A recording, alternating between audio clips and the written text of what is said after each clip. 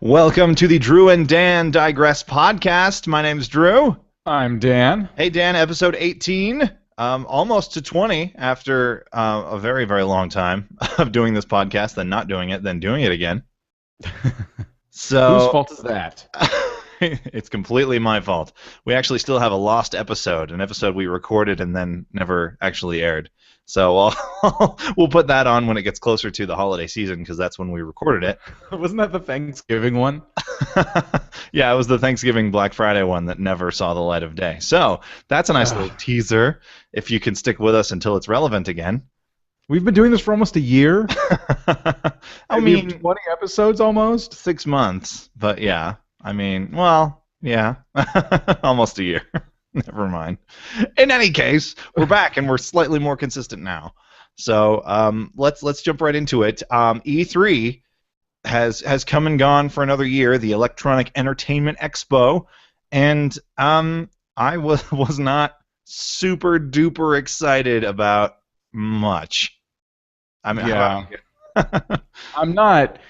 When E3, I've said this before, when E3 doesn't have console releases, it's kind of not worth paying attention to. Yep. Because it's like all of the gaming news dies for a month or two, and then we get pummeled with future releases. And granted, a lot of the future releases were pretty cool. Some of them were not. And we could have done without E3. I know. It's just it felt like everything I heard about that I thought might be kind of cool was just some kind of announcement, cinematic trailer for something coming in 2015, and we're just getting to halfway through 2014.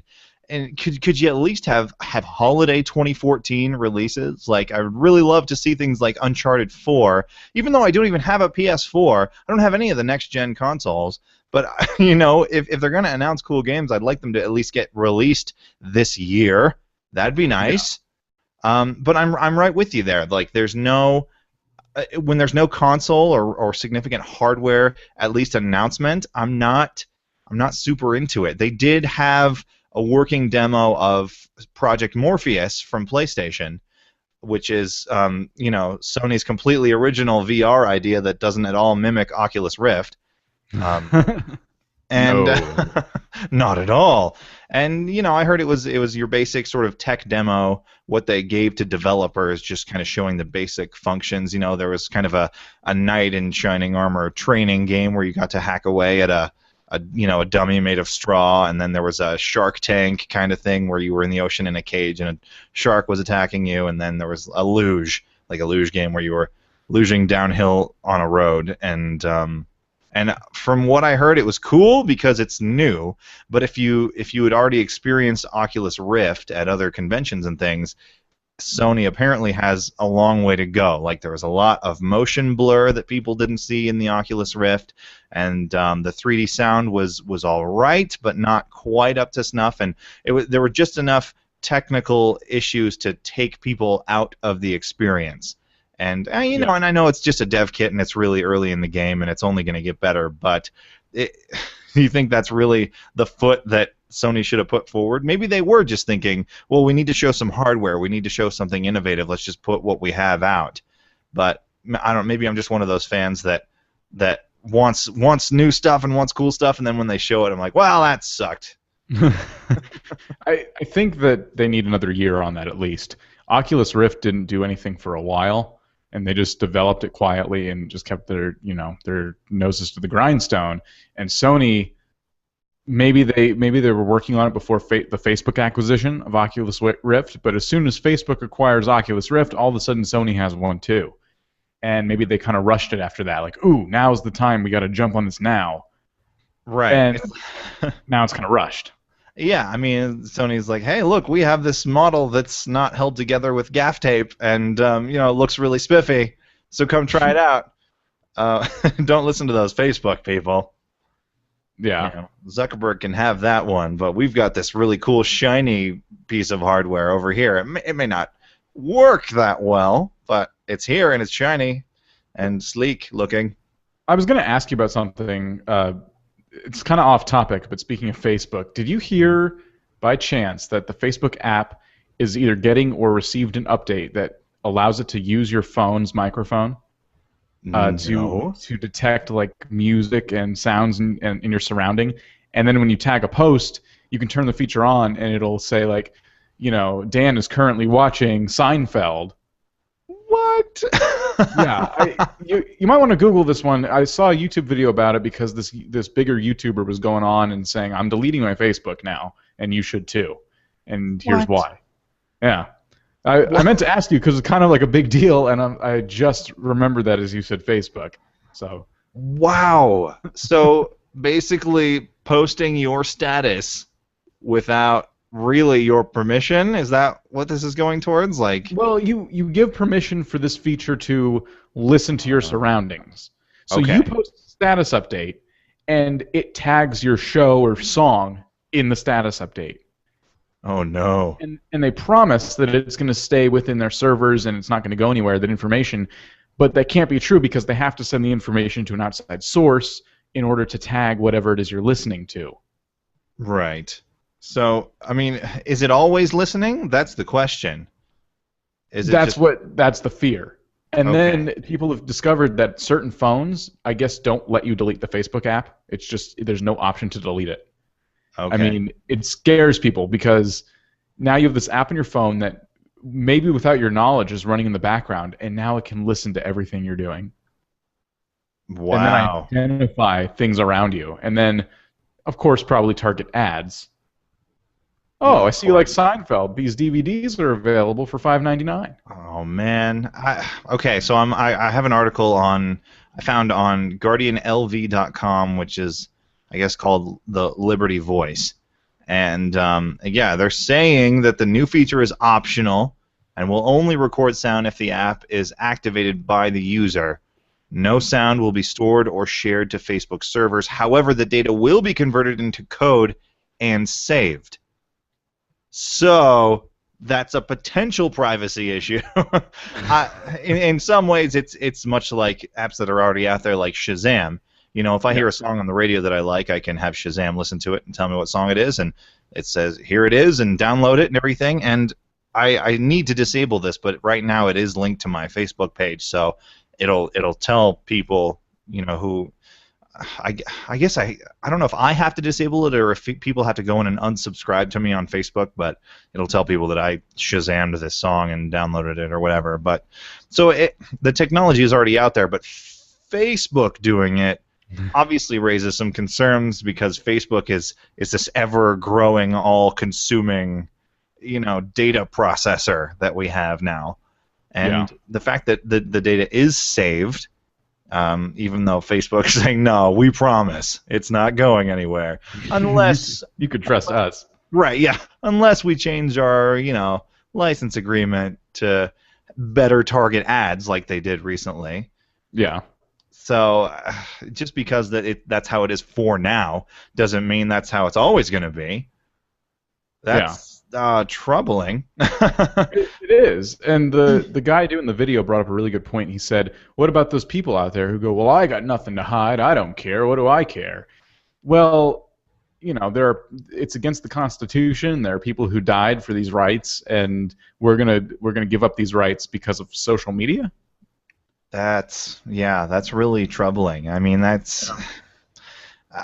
and we're just coming off of all this CIA scandal about listening to benign things like phone calls, and then you have a huge company, a huge, widely used application like Facebook announcing we're gonna just be listening from now on, just for your benefit. But we're listening. That cool? We thought so. We sure thought so. This is going to be revolutionary. Catering to your social needs. I didn't mean to take us so far off track, but I thought that was worth mentioning. The name of our podcast is Drew and Dan Digress. I know. We're allowed to get off topic. That was the whole point. That's the mission statement of the whole show. I know. But I wanted to talk about E3, but that's been nagging at me too, and I meant to mention it. Man, we'll link to the article that I found in the show notes. I'm sure it's all over the internet, but that was the first first search result that came up when I typed in Facebook listening microphone. So Facebook listening microphone. Big Brother or Facebook is listening apparently now. Only if you give it permission and accept the terms. I'm sure there's a long list of things that you have to click accept on. Just the fact that the app is capable of listening to what I'm doing is scary enough for me to want to get rid of Facebook. It really is. I mean, it's along the same lines as Microsoft with the Xbox One Kinect. If it can give you a technical foul in a basketball game for cursing at the TV, what else can it do? You sure the government can't just reach in and flip a switch and listen to everything you're doing? Of course they can. Let's be realistic. Of course they can. Of course they can do that. This isn't a conspiracy theory show, but I don't think they'd waste their time doing that unless they were tracking some kind of criminal and trying to collect evidence. Right. But the fact that they can bothers people. Well, yeah, for good reason. It's troubling to know that your privacy could be violated in the name of security. But hopefully, we have some people with good judgment behind that kind of technology and behind that kind of control, and would only have due cause, like a warrant. Imagine that. To listen in on someone's Facebook microphone activity. That's relatively troubling, though. But I don't know. If you're listening to this, let us know what you think about Facebook listening to everything you're doing in the comments, wherever you happen. For the show notes on Facebook. Yeah, we'll put the show notes on Facebook and DrewandDanDigress.com and everywhere. And literally everywhere. And just literally everywhere. So that's a concern. Gosh, can you imagine how that would tie into something like Oculus Rift? It's like interrupting your virtual experience with, I see you listened to this the other day. Whoa. Oh, God. It's bad enough that people are angry at Oculus Rift for Facebook buying them, and now the only thing people can think is, crap, I'm going to play a game, and now they're going to play ads while I'm trying to play my game, and they're gonna take control of everything I do, and I don't need that. Then they leave Oculus Rift. They're like, okay, I'm just done. I've seen enough Facebook ads for one day. They walk away and they're on their cell phone listening to some music, and then Facebook says, wait a minute. No, get away from me. I do not accept the terms. No, decline. Stop following me, Facebook. Get out of my ad. I understand that Facebook wants to, if they are going to run ads and if they are going to make money that way, and if that is going to be part of their business model, I understand wanting to cater the ads to the users, because the worst thing next to getting ads in the first place is getting ads that aren't relevant to you. I don't care about enemas and colostomy bags. I care about video games and TV, and I get ads based on that stuff. So I understand, but at the same, there's a line. We got to draw the line somewhere. Yeah. And Facebook listening to us at least at first for the sake of providing social media content, but with the potential of catering those ads even further.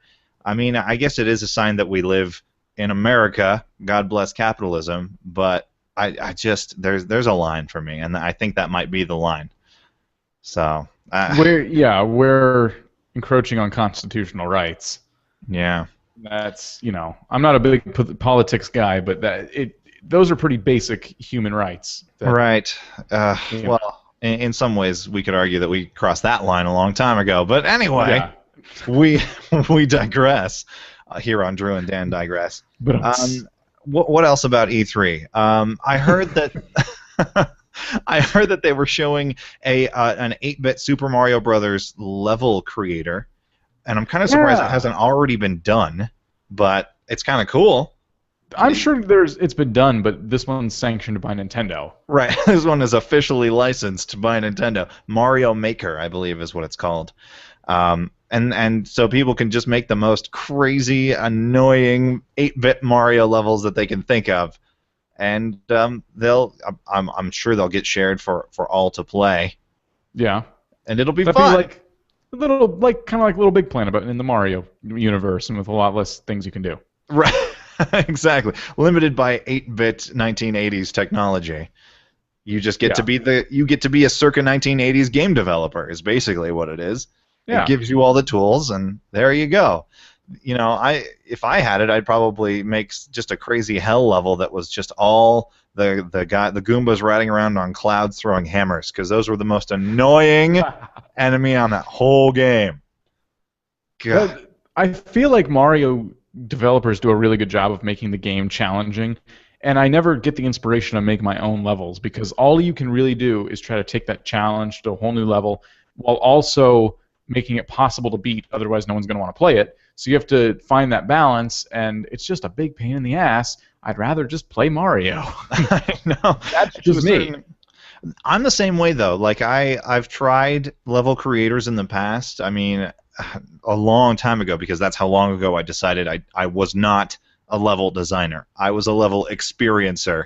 And I came Yeah. to terms with that a long time ago because it was just, and I had friends that would like, oh man, it was in the old PC game days of like Descent and Descent 2 where you were just flying around and it was like a first person starship kind of thing. It was a first person shooter, but you were actually flying around in a ship, so it was kind of a flight simulator. And I had friends that would just made the craziest levels with just all kinds of crazy enemies and items everywhere and stuff like that. And I tried my hand at that one time and was just like, well, I guess the platform could go upwards here, and then I'll just put it back down again, and maybe there's one bad guy here, and okay, this is not for me. I Yeah. don't know if I'm just not creative enough or if I'm just not patient enough because I I think maybe I spent about 2 minutes on Little Big Planet in their creator area and said, "Yep, I remember why I went away from level creation because I would just rather see what other people had in store." I Yeah. take Little Big Planet differently. Little Big Planet 3 was announced as well, and that makes me Oh, really that's excited. right. Yeah, Little Big Planet 3, cool. I really enjoy Little Big Planet because it's not just Mario Creator where you get to take their templates and their sprites and their things and use them as they are. You start from scratch with a blank canvas and you take like any material and you draw with it what you want to do, and then you can add machinery to those things that you make, and so you can make your own enemies and your own boss fights, and you know it's a lot more in depth than a Mario level creator. So That's pretty cool. you take something like that, and if you're not a very artsy person like me, I'm really terrible at drawing things and developing artwork at all. But when it comes to like creating a story, I can I can fumble through their stuff well enough to draw like crappy little things and like stuff like that and make a really ridiculous story for people to follow. So what I did is I made a story about like this guy, and he was this drug dealer, and he gets in his little van, and I made like a little van, and he jumps in and he drives it to the next place, and he picks up the drugs, and this little thing falls on the van, and then as long as that thing is on the van and you balance it and you get it to the next place, it's considered delivered. It has this little chip on it that tells the other side, okay, he has it, we'll open this door. And that's the kind of stuff I do. None of it looks pretty, but it's funny. Like I made, you can add text, so you can make like a funny little story with it. And then after Yeah. that, he gets put in jail on the next level, and you got to break him out of jail. And you know, So not just drug trafficking, but the consequences of drug trafficking. yeah, really showing the kids what it's all about. I'm glad that there was a moral to that story. Yeah. Little Big Planet, perfect training for drug trafficking, Yes. and the consequences. It's bad. It's bad. It's bad. It was fun. It was fun to mess with it, though. Yeah, man. It's a fun little game. You're getting me excited about it, despite the fact that I don't really like creating levels. So I'll definitely have to check that out. I was really big into StarCraft, the first StarCraft, and that was the one time I had a really good experience with level creation because I don't know if it was just the fact that I loved the franchise so much that I had the patience for it because it was intricate. Like even in the mission briefing, you have to tell all the characters to pause for the same amount of time that the one character's talking, or else they'll all try and talk at the same time, and it's just stuff like that. I mean, it's so things like that are so intricate, and I think that's why I just ultimately lose patience for it because I paid bunch of money for this game and I just want to play it. Just let me play it, and let me do what the game devs have in store for me. The one thing that does get a little frustrating is in some games it tries to integrate the user-generated content into the regular single-player experience, and I feel like that kind of clutters things up, because I'm playing Infamous 2 right now. I've been playing it for months because I just kind of pick it up when I have time. But it got to the point where it was like, you can now access user-generated missions. And so randomly in the regular single-player game, I'll be heading towards an objective, and a special different colored objective marker will pop up in my way, being like, there's a user-generated mission here. Would you like to play that one? And there's such ridiculous, nonsensical missions. I'm like, no! If I wanted to play the user-generated missions, I would go to a special option in the menu saying user content, and I would play those. Don't throw them in front of me when I'm just trying to play a single-player campaign. Seriously. Ain't nobody got time for that. Ain't nobody got time for that. Exactly. I'm on a specific path here. I know there's a great time and place for user-generated content, but don't shove it down my throat. I didn't get the game for that reason, so stop trying to convince me that I did. No, it's really cool. Try it. Just try it. Just try it. You'll like it. Yeah, you'll like it. You want to get the full experience, don't you? No, if that's what it means, no, I don't. Just relax. So E3, I mean, I'm glad that they actually had some games to show, because last year when they did announce all these consoles, they didn't have anything to show for it, Xbox One was like, hey, you can watch TV on your Xbox One. E3, yay! Yay! Yep. Okay. And PS4 was like, here's what it looks like. Yay! We're better than Xbox. Right. More on games later. Yeah. All we can tell you is that you don't have to pay a fee to borrow a game from a friend. Yes. And yeah, everything so you don't like about Xbox. Yeah, exactly. It's gone, Yeah, exactly. Buy the PlayStation and avoid all that stupid licensing mumbo jumbo that Xbox is talking about. Nintendo's like, we made another Mario game. Right. Yeah, exactly. Oh, wasn't that wasn't that another announcement at E3, is that Toad has his own, like the mushroom guy has his own game now? Yeah, I didn't care about that, but I did see Yoshi's new game, and everything's made of yarn. Something with Yoshi and yarn. I don't know the title, but it looks awesome. It looks like Little Big Planet graphics, and everything's made of yarn, and it looks fun. Okay. It's kind of taking a page from Kirby there too. Wasn't Kirby Epic Yarn a game where everything was made of yarn? Oh, well, now I'm less impressed. It's not as original of an idea as you thought, Dan. Oh, man. It looks cool, though. I think Nintendo, for me, won it. Super Smash Bros., Hyrule Warriors, new Zelda game, which they didn't show enough of, really. They just have a lot of cool stuff coming soon. New Mario Party. Yeah, I'm excited. Nintendo's gonna have some cool stuff. They still have a long way to go to convince me to get a Wii U, though. I just got one. I know you did. Do you like it? Yeah. I actually really like it, but I also feel like I own the same console twice. One that fits in my hands and one that's on my TV. Oh, like the 3DS. And they're releasing a lot of games for the Wii U that they've also released another version on the 3DS. And those versions are cheaper and sometimes just as good. I mean, Mario Kart 7 and Mario Kart 8 aren't that far off from each other. Same amount of levels, and they're all a lot of fun, nice graphics, good detail. Mm-hmm. I've been feeling the same way ever since the PlayStation Vita was released, because I have a PlayStation Plus membership because it really saves me from impulse buying video games all the time, and they more and more the free PS1, at least one of the free PS3 games that they release every month for PlayStation Plus is a cross-buy with PlayStation Vita. You get the exact same game twice, and you can play the same save file and the same game on each one. I just downloaded the new Sly Cooper game, Mysteries in Time, and it was automatically also downloading the PS Vita thing. PlayStation All Stars was the same way. I'm like, should I just, if I'm going to have the same experience and I can take it with me, should I just trade in my PS3? Seriously. I mean, Yeah. kind of makes you feel like you're behind the times, but maybe that's the point. It's tailored to kids, in my opinion. When I was a kid, I would have loved to be able to take my game with me in my hands that I was playing on my TV when, if I was sharing the TV with my family and they're like, we're going to watch our shows, GTFO, then I have to take, my Game Boy and play Pokemon again.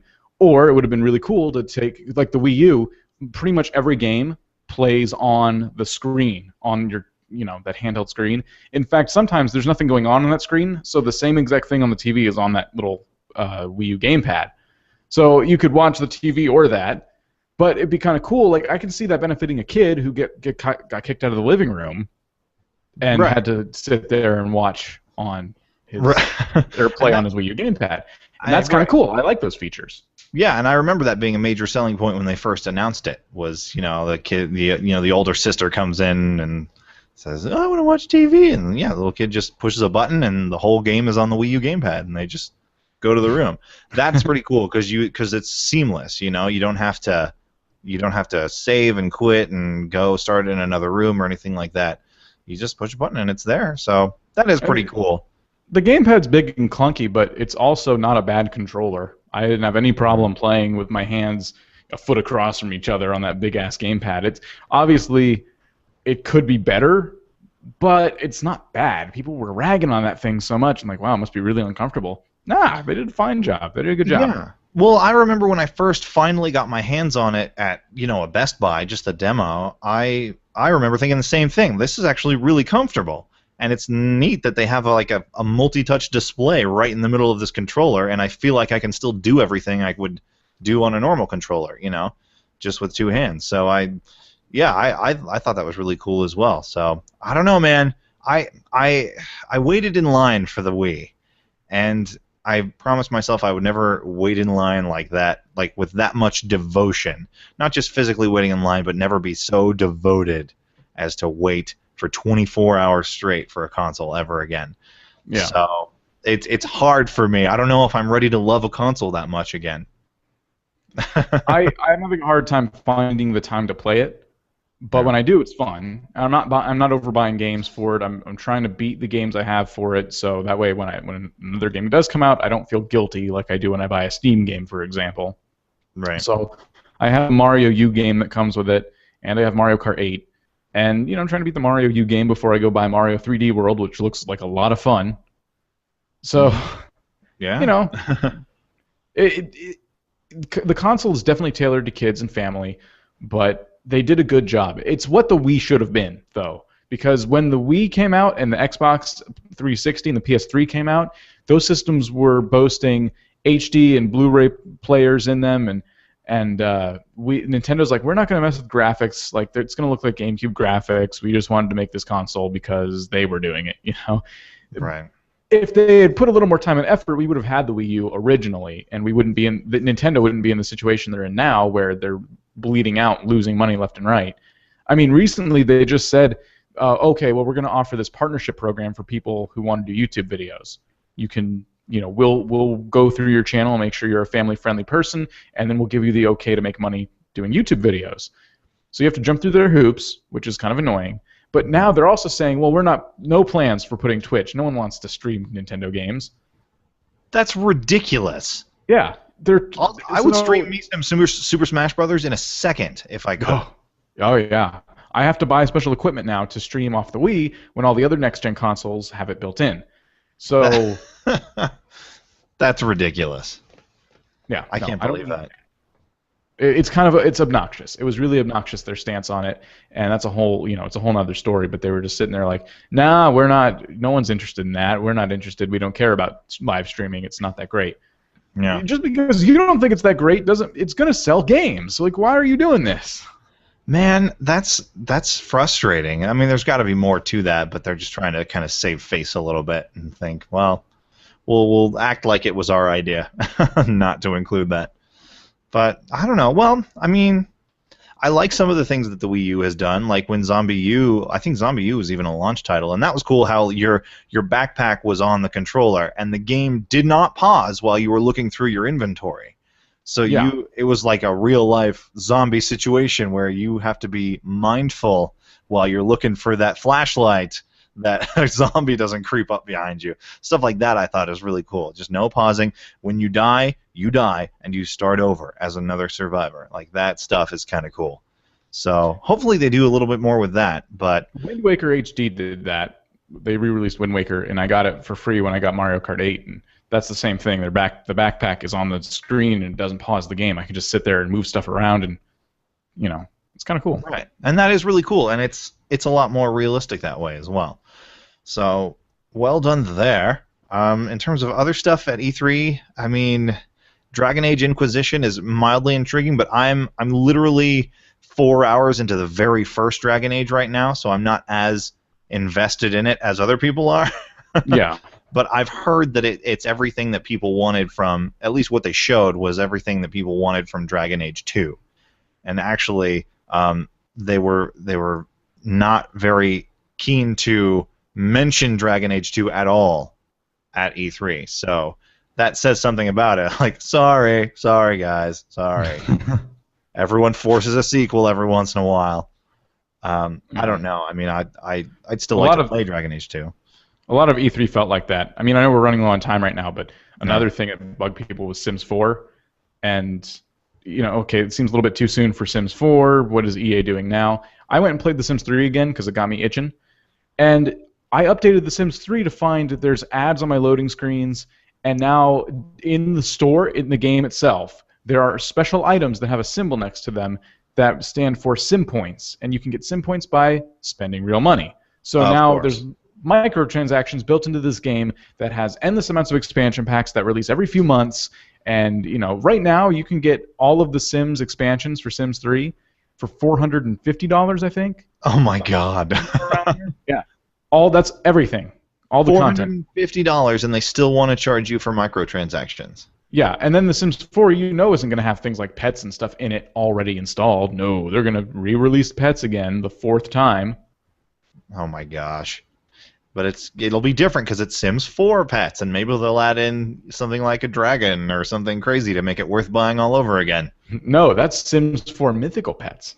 Oh, excuse me. Excuse me. I haven't played Sims since the first one, so sorry about that. That's not a thing, but I bet it will be. I saw some people like on YouTube really freaking out about Sims 4 that they're diehard Sims fans. But for someone like me who played it a little bit when the first one came out, it looks like all the same stuff. They just update the graphics and update the customization, but it's still the same stuff. It's still just building people and their stuff and watching them play out their lives. Yeah. They did a lot of detail. There's a lot more detail now. You can customize characters and homes a lot easier. You can build a full room and then move it to the other side of the house, which is kind of nice. You couldn't do that before. That is cool. I remember being frustrated about that in the first one. Yeah. It's like, man, I should have put that bedroom on the other side of the house. Crap. Well, a lot of mechanical features they added. Right. Which was kind of nice. But again, it's not enough. I don't think it's enough to pay another $60 to rebuy this game and then, again, have to pay for all the expansions that should have been, in a way, DLC that was an afterthought. Like, pets would have been an awesome thing to put in Sims 1. And then we forgot to put it in Sims 2. Nah, you get it by now. Sims 3, pets again. Here you go. Oh, man. You get it. You know what we're going for now.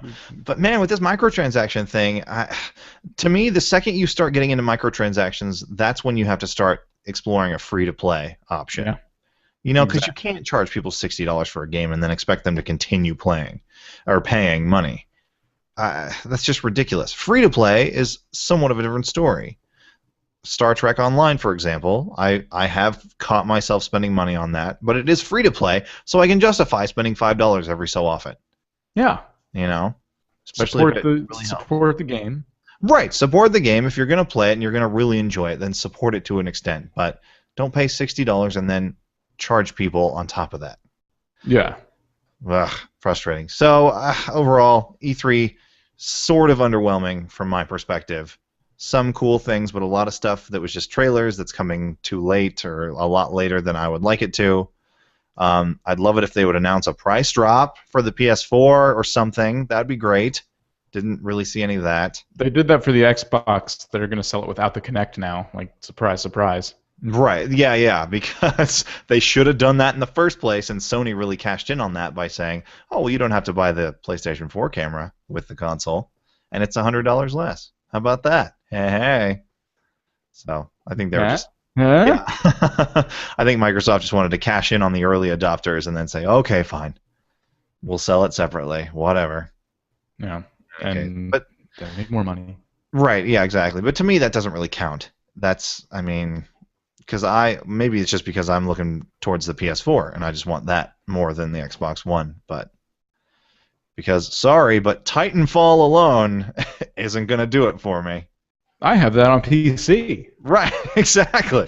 There are other ways to get Titanfall. And I know they were saying, well, Halo 5 is coming. I'm kind of, I mean, I was a fan of Halo, but really, Halo 5. Come on. Well, it's to be expected. They said they were going to do another trilogy. I gave up on Halo, though, because I don't want an Xbox One. Yep, exactly. That's that's exactly where I'm at. It's not worth it. You know, the whole strategy of having one game that motivates people to spend hundreds of dollars on a console and that's the only thing it has to offer is ridiculous. And it gets people though. It Yeah. gets people. I've spoken personally with people over the years. Like, yeah, man, I had to trade in the PS2 for an Xbox because, you know, Halo. Really? Yeah. Halo Serious? 2 Anniversary Edition also announced. Oh, goody. So they're re-releasing Halo 2. I understood with Halo 1 because for me that was a classic, but to re-release Halo 2 now, no one liked Halo 2 that much to want to replay the story in HD. No. I mean, it was good, but it wasn't that good. No, it was my least Seriously. favorite out of all of them, honestly, Mhm. story-wise. Right, exactly. So, in any case, wait, keeping my fingers crossed for a PS4 price drop because I didn't get the PS3 until the price dropped, and I got a really good sale on it at the store where I worked. So, here's hoping maybe the same thing will happen in the next year or two. Yeah. Fingers crossed.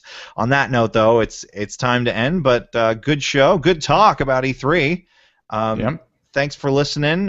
Feel free to subscribe on iTunes, subscribe on Stitcher, catch us on DrewandDanDigress.com. Of course, you can always watch these live streams on YouTube because we stream them live, and then they're automatically on YouTube right away on the Drew and Dan Digress podcast YouTube channel. We're also on Google Plus under the same name, Drew and Dan Digress Podcast. Basically everywhere, literally everywhere, except like Tumblr and Foursquare. But I'm sure that'll come soon.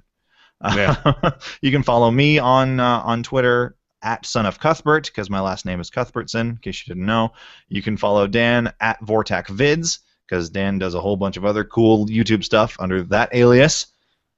And good, good show. I just spoiled Dan's secret identity. Yeah. But on that note, only 8 minutes over time. It's okay. Yeah. We've got some to spare. It's fine. Oh, so we owe them. We do owe you. We kind of took a week off, sort of. In any case, my name's Drew. Took a week off. I'm Dan. Thanks for listening to Drew and Dan Digress.